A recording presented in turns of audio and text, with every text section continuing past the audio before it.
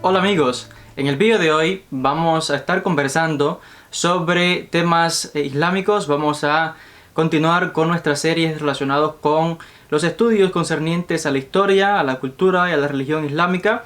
Hoy hablaremos sobre el hadith. ¿Qué es el hadith? Su importancia dentro del Islam, cuándo y cómo se compiló, el contenido, qué dice, etcétera, etcétera. Sobre estos temas vamos a hablar en el vídeo de hoy.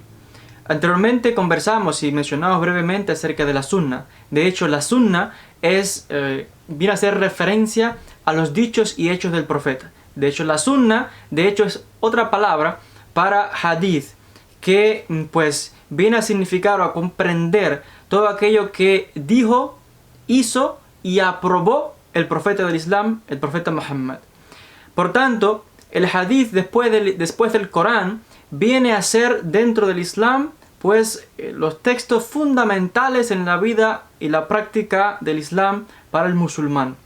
De hecho, algunos términos o algunas instrucciones que no están muy claras en el texto del Corán vienen a ser explicadas en el hadith, en los hadices, porque es la manera, el modelo que dejó el profeta. Por ejemplo, en el Corán se habla de que es obligatorio la oración.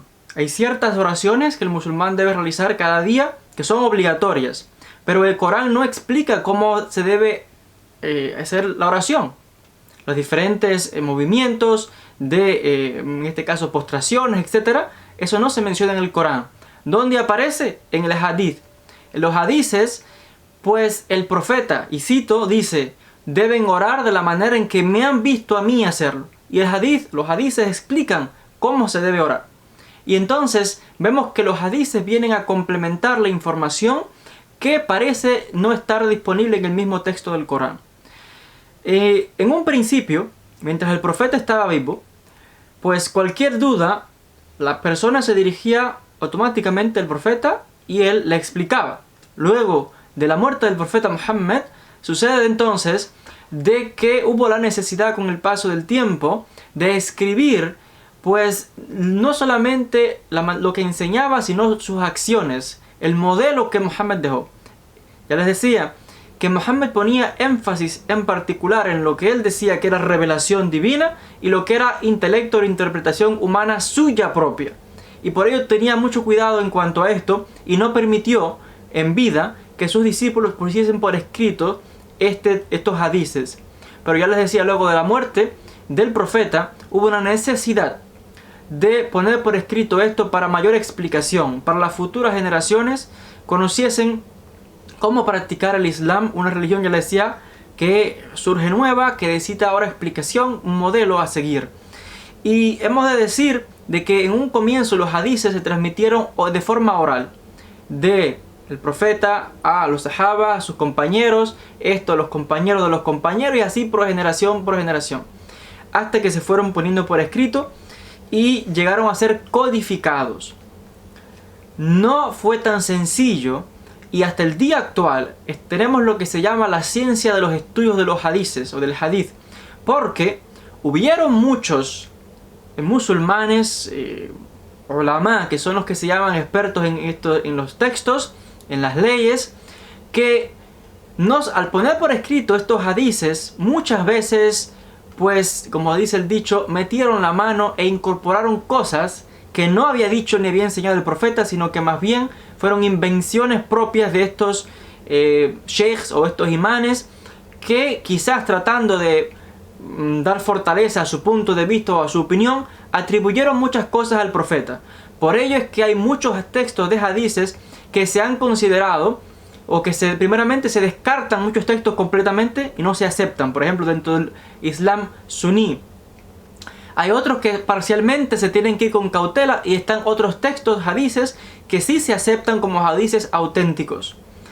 Y de hecho, ya les decía, se desarrolló toda una ciencia para determinar con el paso de los siglos y siglos, cuáles eran los hadices auténticos que habían venido por una línea de transmisión auténtica y confiable, de maestro a discípulo, hasta llegar al mismo profeta.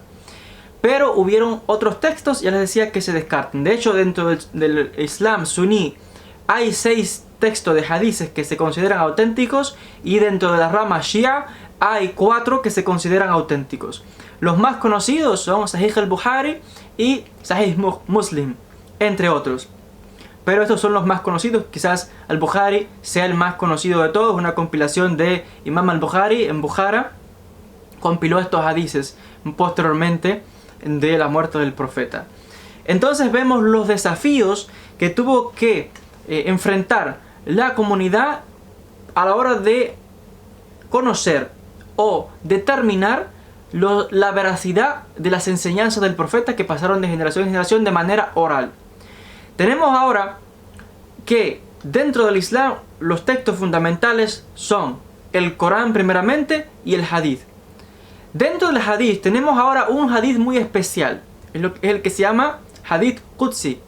Este Hadith Qudsi, que no está incluido en el Corán, pero se dice, de acuerdo a la tradición musulmana, que técnicamente no, sino que se dice que fue revelado por Dios al profeta, pero no se incluyó en el Corán porque el profeta lo explicó con sus palabras. Por tanto, tenemos ahí una intervención humana en la revelación, en el sentido de que las palabras no son exactas como se le revelaron, sino como el profeta las explicó. Y enfatizo lo que el profeta explicaba, demostrar una distinción entre lo que él consideraba revelación y intelecto humano, siempre puso ese énfasis. Y por ello es que se dice que este Hadith Qudsi, aunque no se ha incluido en el Corán, se considera también revelado, y de hecho es muy preciado y estudiado por los musulmanes. Esto es algo que se debe tener presente.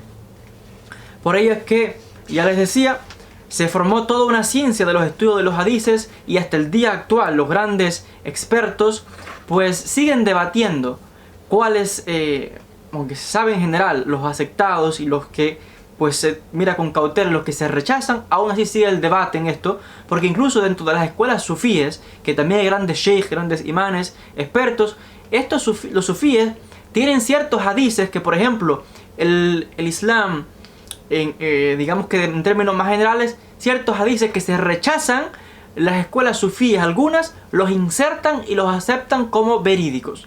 Por ello es que hay cierto todavía debate en cuanto a la veracidad o la aceptación de ciertos hadices, ciertas tradiciones atribuidas al profeta Muhammad, y por ello incluso hay ciertos imanes y sheikhs, ulama, que han criticado a ciertas escuelas sufíes y acusarlos de desviarse de la práctica de la ortodoxia islámica por aceptar e incluir ciertos hadices que otros en general consideran no aceptables o apropiados. Por tanto, estamos viendo la importancia no solamente del texto del Corán como aceptado como revelación divina por Dios, por Allah, a la comunidad islámica, y de acuerdo a la prédica del Islam a la humanidad entera, y los dichos, hechos y enseñanzas de lo que dijo, hizo y aprobó el profeta, que se vino a compilar, se conoce como el hadith o los hadices, o se conoce en general como la sunna del profeta, que son aspectos fundamentales en la vida de los musulmanes. Hasta aquí con el vídeo de hoy en cuanto al tema del hadith. En próximos vídeos vamos a continuar con más sobre estos temas relacionados con estudios islámicos. Les agradezco a todos por la atención. Como siempre, les animo a que revisen el contenido adicional del canal para revisar los materiales que ya hemos publicado sobre esta serie, los diferentes temas relacionados con el Islam y también con las demás religiones monoteístas. Un saludo grande para todos y hasta un próximo encuentro.